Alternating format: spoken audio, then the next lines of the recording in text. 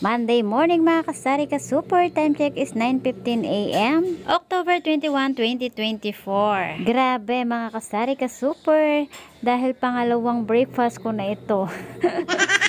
Hindi ko alam po bakit hindi ako nabubusog. Ang tako ko, diba? Kaya lang, thanks God, hindi pa rin naman ako tumataba. Kasi kanina pagkabukas ng tindahan ko ng 4:30 AM, maya-maya kumain na ako ng kanin, tapos nagkape ako. Pero kanina iba rin yung ulam ko, tapos iba rin yung ulam ko ngayon. O, di ba ang yaman? Hoy, te, kain ka ng kain. Konti pa lang ang benta mo, baka nakakalimutan mo, te. Buhay negosyante. Hindi pa natin kinita, pero nakain na natin. O, di ba? Ganun. So kahapon, meron akong nung namili ako doon sa suki ko ng grocery, ay kumuha ako nito. Ngayon, yung basket na isa is hindi ko na malaya na naiwan ko pala doon sa kabilang counter kasi yung una kong counter na pinuntahan ay napakahaba ng pila kaya lumipat ako sa kabilang counter. So meron akong biniling ganito na Bear Brand Swak, dalawang tie doon. So pag uwi ko ng bahay, doon ko naalala na bakit wala yung Bear Brand Swak. So doon ko naalala rin na naiwan ko pala doon sa kabilang counter na pinuntahan ko.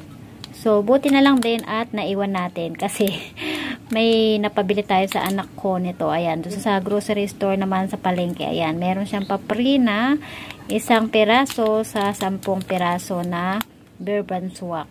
Same price lang din naman siya sa suki ko ng grocery. Pumapatak ito ng 10.90 kasi 109 itong 10 pieces. O, diba? Karagdagan kita na naman natin sa 1 piraso, 13 pesos.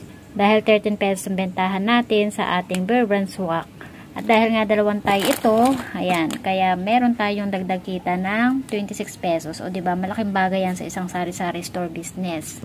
Isa yan sa mga sikreto ng ating mabilis na pag-unlad ng maliit na negosyo sa mga pa-free na mga ganyang items. Kaya kapag namimili tayo bilang sari-sari store business owner, ay unahin nating hanapin yung may mga pa-free or pa-promo.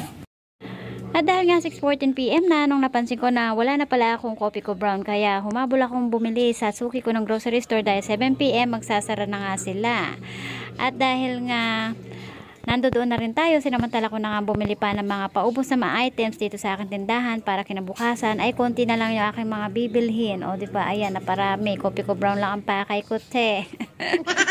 Buhay tinderang negosyante, habol lang pamimili. At syempre, habol din tayo ng pagdi-display. Kaya kahit gabi na, wala pa rin tayong pahinga dyan, te.